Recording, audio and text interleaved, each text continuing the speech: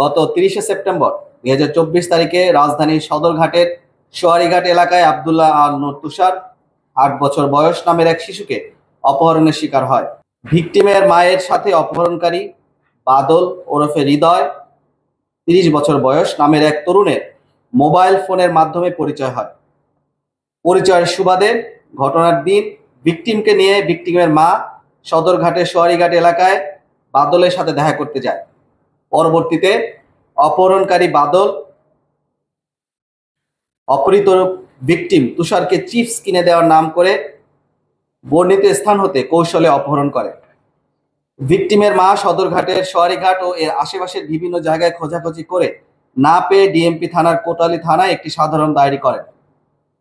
পরবর্তীতে ভিকটিমের বাবা বাদী হয়ে ডিএমপি ঢাকার কোতালী থানার নারী ও শিশু নির্যাতন দমন আইন 2000 একটি মামলা দায়ের করেন, যার মামলা নম্বর 1/194 তারিখ 2 অক্টোবর 2024। পরবর্তীতে 2 অক্টোবর 2024 তারিখ অজ্ঞাত এক ব্যক্তি ভিকটিমের মাকে ফোন করে মুক্তিপণ 2 লক্ষ টাকা দাবি করে। মুক্তিপণের টাকা না দিলে ভিকটিমকে প্রাণনাশের হুমকি প্রদান করে। পরবর্তীতে ভিকটিম পরিবারের মোবাইল ব্যাংকিং এর মাধ্যমে অপহরণকারী 6000 টাকা প্রদান করে। অপহরণকারী বাদল মুক্তিপণ আদায় করতে ভিকটিমকে বিভিন্ন সময় শারীরিকভাবে নির্যাতন করেছে বলে জানা যায়। অতঃপর ভিকটিমের পিতা র‍্যাব 2 এর নিকট ভিকটিম উদ্ধারের জন্য লিখিত আবেদন করে। মূলত ভিকটিম যে বাদল, তিনি তার ছদ্মনাম হৃদয় ব্যবহার করে তার সাথে একটি রং নাম্বারে ফোন দিয়ে তার সাথে মূলত সম্পর্ক তৈরি করে এবং সেই সম্পর্কের জোরে এই যে ভিকটিম তার মা তার সাথে এর পূর্বে মূলত তার সাথে তার 17 সেপ্টেম্বর তার সাথে কথা হয় এবং তিনি তার সাথে মিরপুরের একটি এলাকায় দেখা করেন, মাজার রোড সংলগ্ন এলাকায়। এর পরবর্তীতে তাদের সাথে ফোনে কথাবার্তা হতো এবং যে এই অপহরণকারী বাদল হৃদয় তাকে তিনি ধর্মবোন হিসাবে অভিহিত করেন এবং তার সাথে বিভিন্নভাবে সম্পর্ক তৈরি করেন।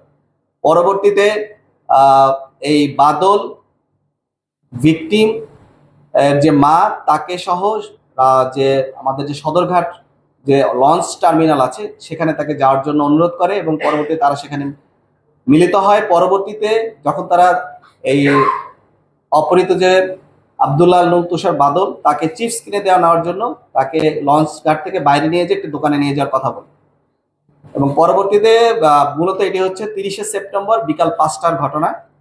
পরবর্তীতে তারা বলে যে 30 মিনিট দেরি হবে, আরো 30 মিনিট দেরি হবে, এভাবে করতে করতে প্রায় সন্ধ্যা 7টা বেজে যায়।